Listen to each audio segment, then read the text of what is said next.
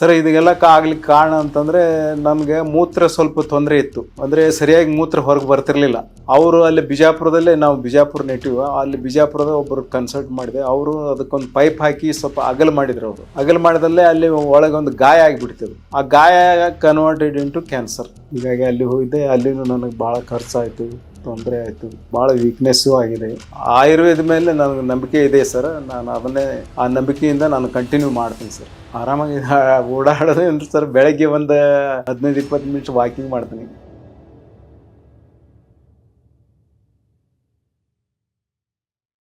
ನಮಸ್ತೆ ಸರ್, ನಾನೇ patient Sangappa Hungund sir, 75 sir. First time ನನಗೆ ಸ್ವಲ್ಪ ಮೂತ್ರದೊಳಗೆ ನೋವು ಬರ್ತಾ ಇತ್ತು. ಅದಕ್ಕೆ ಅದನ್ನ ಟೆಸ್ಟ್ ಮಾಡಿದ್ರು ಅಲ್ಲಿ ಬಿಜಾಪುರದಲ್ಲಿ. ಆವಾಗ ಅದು ಕನ್ಫರ್ಮ್ ಆಯ್ತು ಕ್ಯಾನ್ಸರ್ ಆಗಿದೆ ನನಗೆ ಅಂತಂದು. ಅವರು ಇಲ್ಲಿ ಬೆಂಗಳೂರಾಗ ಒಂದು ಆಸ್ಪತ್ರೆಗೆ ರೆಫರ್ ಮಾಡಿದ್ರು ನನಗೆ. ಅಲ್ಲಿ ಅವರು ಟ್ರೀಟ್ಮೆಂಟ್ ಮಾಡಲಿಲ್ಲ ನನಗೆ. ಏನೋ ಎಂತ ಒಂದು 5-6 ದಿವಸ ಬರ್ರಿ ಅಂದ್ರು.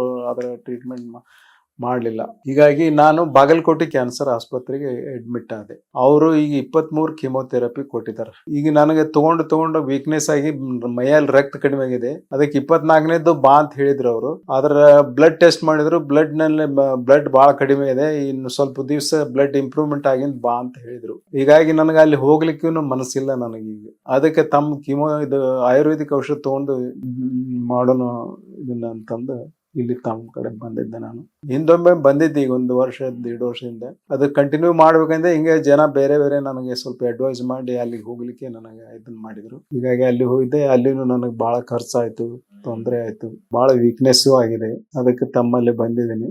ಇಂಪ್ರೂವ್ಮೆಂಟ್ ಆಗುತ್ತೆ ಅಂತ ಆಸೆ ಇದೆ. ಹೆಚ್ಚು ಕಡಿಮೆ 1.5 ವರ್ಷ ಆಯ್ತು. 24ನೇ ಇಸ್ವಿ ನವೆಂಬರ್ದಲ್ಲಿ ನನಗೆ ಅದ ಡಯಾಗ್ನೋಸ್ ಆಯ್ತು. ಸಮಸ್ಯೆ ಅಂದ್ರೆ ವೀಕ್ನೆಸ್ ಆಯ್ತು, ರಕ್ತ ಕಡಿಮೆ ಆಯ್ತು, ಮೈಕೈ ನೋವು ಬರ್ತಾ ಇದೆ.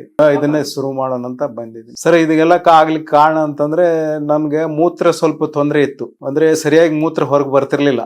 ಅವರು ಅಲ್ಲಿ ಬಿಜಾಪುರದಲ್ಲೇ, ನಾವು ಬಿಜಾಪುರ ನೆಟಿವ್, ಅಲ್ಲಿ ಬಿಜಾಪುರದ ಒಬ್ಬರು ಕನ್ಸಲ್ಟ್ ಮಾಡಿದೆ. ಅವರು ಅದಕ್ಕೊಂದು ಪೈಪ್ ಹಾಕಿ ಸ್ವಲ್ಪ ಅಗಲ್ ಮಾಡಿದ್ರು. ಅವರು ಅಗಲ್ ಮಾಡಿದಲ್ಲೇ ಅಲ್ಲಿ ಒಳಗೆ ಒಂದು ಗಾಯ ಆಗಿಬಿಡ್ತಿದ್ರು. ಆ ಗಾಯ ಕನ್ವರ್ಟೆಡ್ ಇಂಟು ಕ್ಯಾನ್ಸರ್.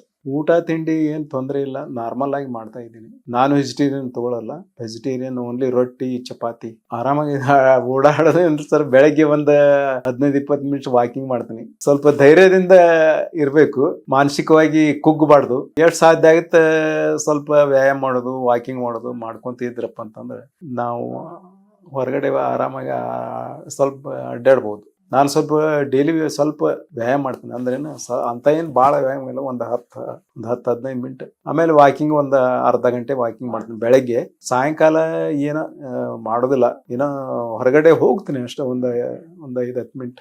ಇದನ್ನ ತಗೊಳ್ರಿ, ನಿಮ್ಗೆ ಅನುಕೂಲ ಆಕತಿ, ಒಳ್ಳೇದಾಕತಿ ಅಂತ ಹೇಳ್ಯಾರ ಸರ್. ಎಲ್ಲ ರೋಗ ನಿರ್ಮೂಲನ ಆಕತಿ ಅಂತ ಹೇಳ್ಯಾರ.